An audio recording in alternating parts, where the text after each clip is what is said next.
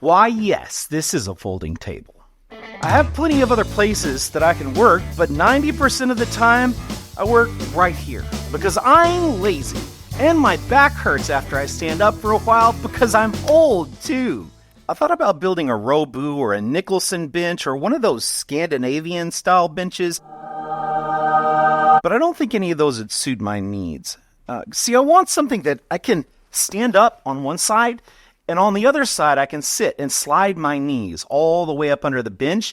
But I want to be able to work a whole sheet of plywood from it, except I don't want it to be as big as a sheet of plywood, and it should have electricity, and I want to build it out of cheap lumber from the big box store. Sounds easy, right?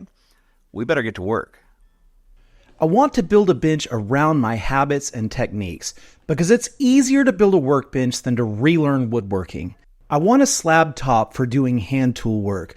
So we're starting with 2x8s and we're going to cut them down to size and make them into basically 2x4s. But why not just start with 2x4s, you may ask? Well, here's why. This is a typical 2x4 here. This is actually a pretty good one. And what you see is the pith, which is this dot, in the middle of the board. This was the center of the tree, and this is the worst part of the board. Especially you don't want to have it in the middle, even though that's typical for a 2x4. But when you get a 2x8, you still get the pith in the middle, but because it's an older tree and it's a larger tree and because you can cut it in half, you can get that pith out of the middle of the board. So instead of having something that looks like this, you get something that looks like this, which is much more stable. It's a teensy bit more expensive, but it's way, way worth it. Of course, when you cut these boards apart, they can be really unpredictable.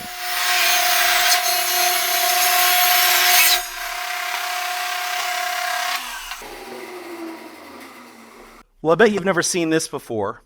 The tension in this board was so high that it actually caught the splitter within the board and it wouldn't move anymore. If this ever happens to you, just stop your saw and add a shim to separate the two halves, but try to do it before I did.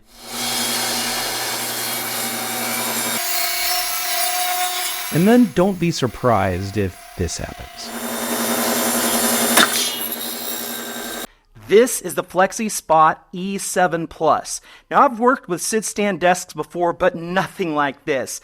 This thing has the capacity to lift 440 pounds. That's way more than the three of us. And once it's there, it can hold 540 pounds in the air. So the possibilities for something like this in the workshop are kind of crazy. What's more, it goes really high. This would make a really cool base for a workbench. Even with this lightweight bamboo top, it stays in place when I plane. But you know what I think is even cooler? Is using it as an outfeed table. With the presets, you can set it to a perfect height for your table saw, have another preset height for your bandsaw, and you still have two other presets for your working heights. And have you ever tried to work a long board on your drill press? It just about can't be done without help. But you know what? It can with this. But back to the project.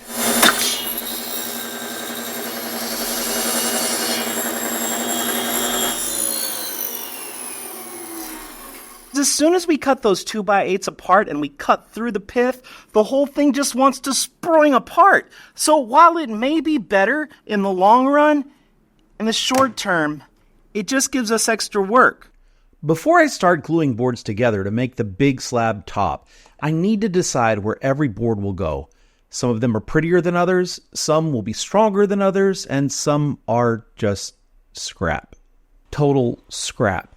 All right, I got some help because the glue up is the most stressful part. You ready?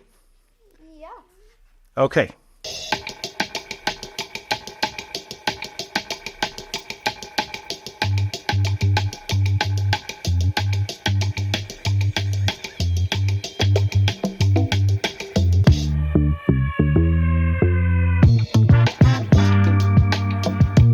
Get out of my workshop!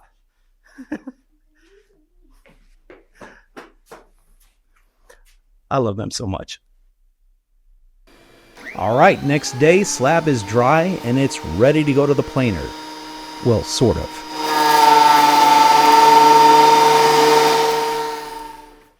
That's not flat. It is flat across this way, but this way it's like a potato chip. So what you really want to do is get a long planer sled and put it on there and send it through that way. But my planer sled is only 4 feet long, and this is 5 feet long, so that's not going to work. What I need is some really long router rails. Fortunately, I have these parts from a garage door, and what do you know? They're flat.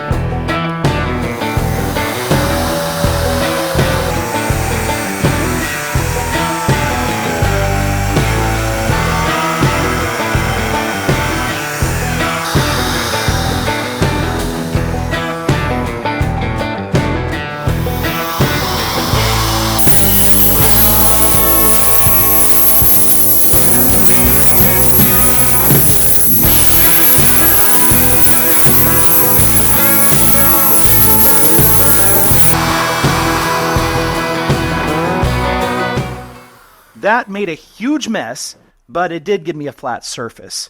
I'm about to run this through the planer, but before I do, I need to add some sacrificial pieces to help with planer snipe.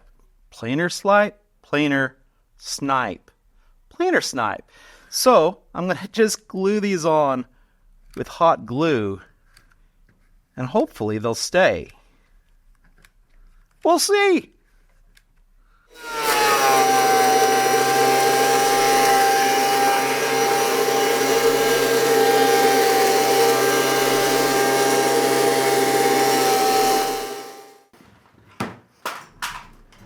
I had this crazy idea that since I'd gotten one of the pieces flat, I could use it as a planer sled for the other one. Yeah, I knew it was going to be heavy, but see, I used to be 20 years old, and sometimes I still think I am.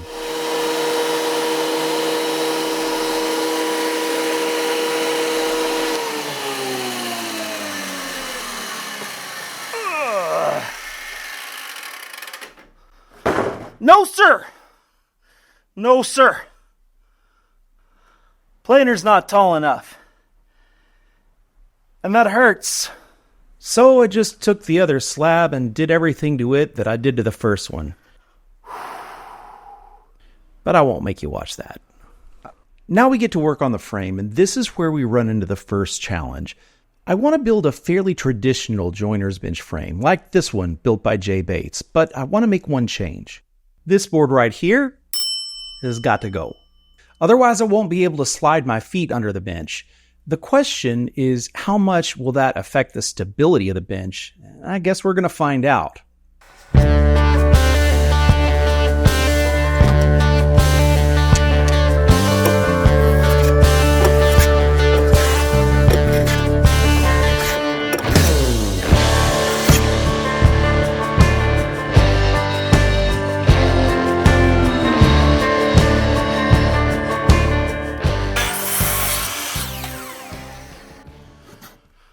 Something that's important to understand here is that these don't actually need to be flat.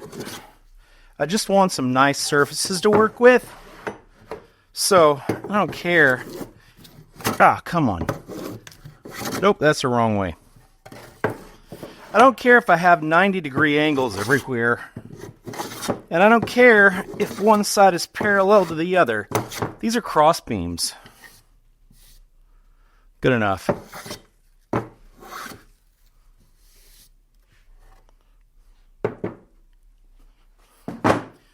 While we're at it, you want to know my favorite way to break an edge? This is a $2 plane from Home Depot. I don't know, they may have gone up now, but you just flatten the bottom of it and sharpen it, and it's great. Now, I don't care if this is perfect, right? I just want to not hurt myself on it.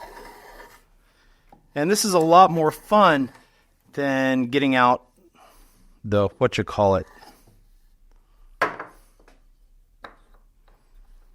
The last bit of the frame to glue up is the long crossbeam for the front.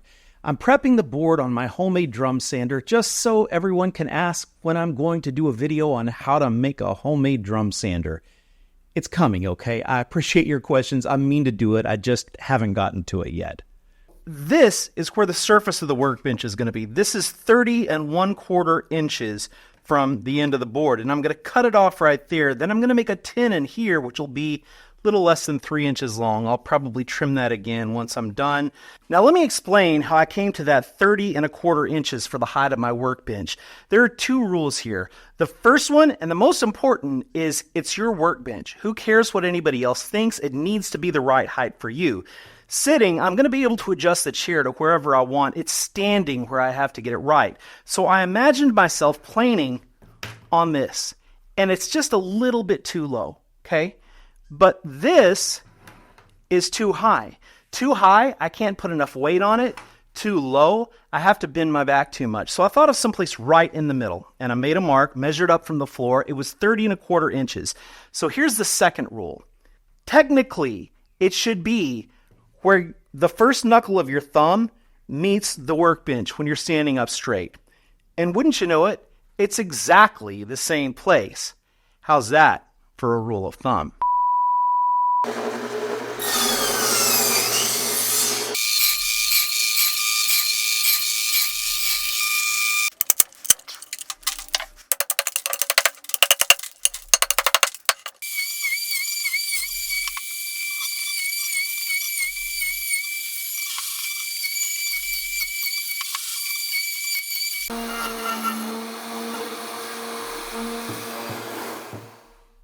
Just look at all these beautiful tenons. Now I've got to cut the mortises.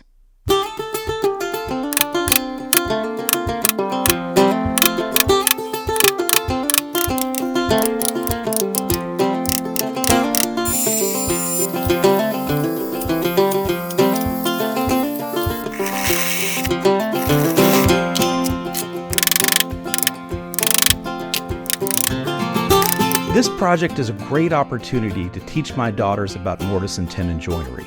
I was worried they might get bored cutting the mortises and the tenons, so I did that part myself, but the assembly is immensely satisfying, and a little help never hurts, as long as you keep them busy.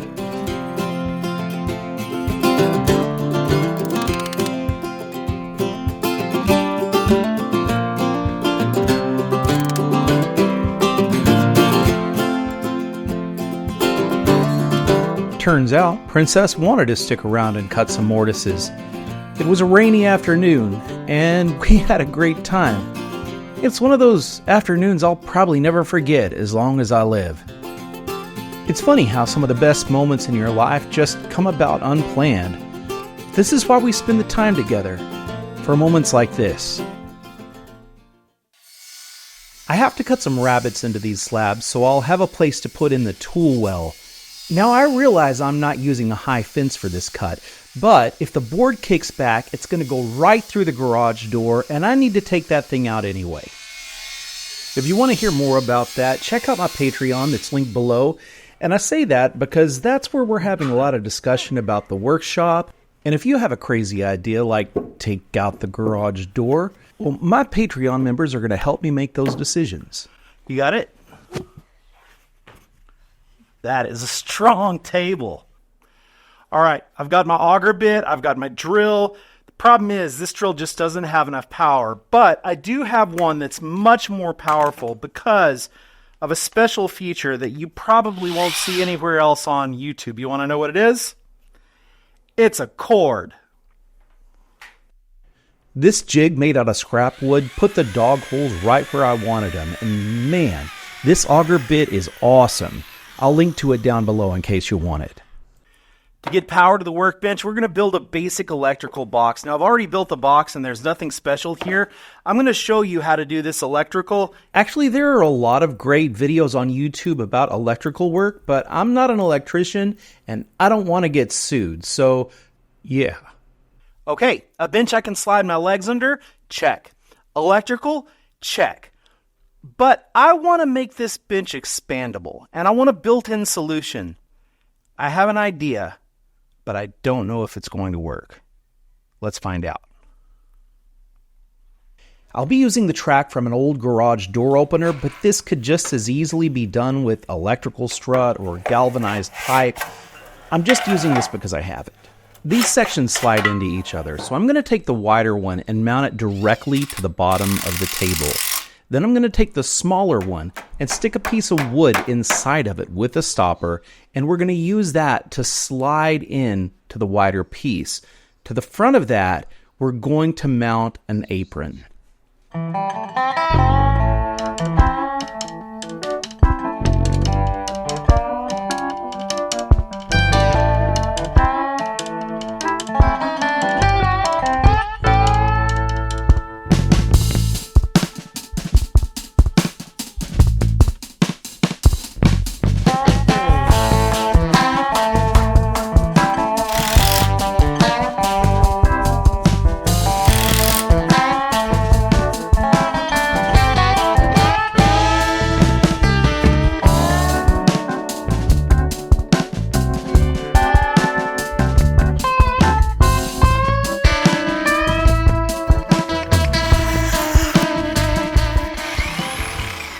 To keep that apron in place, I drilled some holes and made some tapered pegs because I want to be able to use the apron as an apron.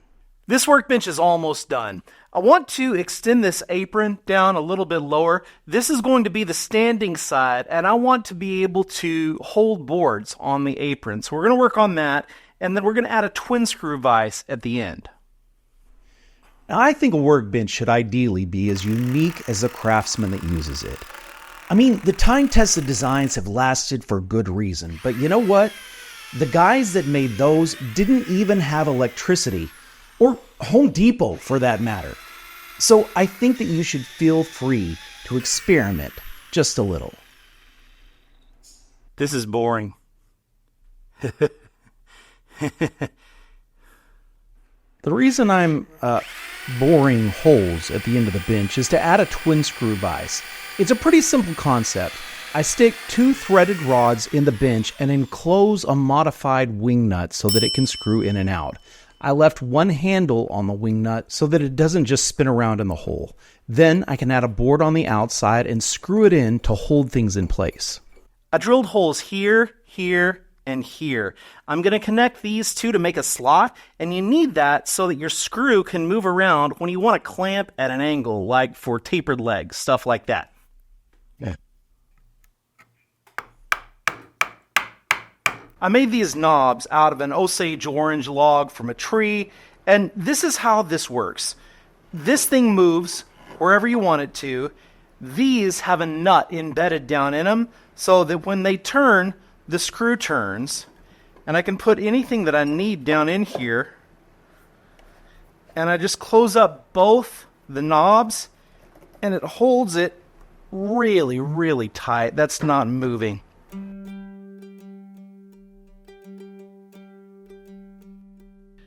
I wonder how long this workbench is going to be around. I wonder someday if my daughters will sit down with their kids and tell the story of how we built it together. I hope it has half the meaning for them that it does for me. Now, before you go, let me let you in on a little secret.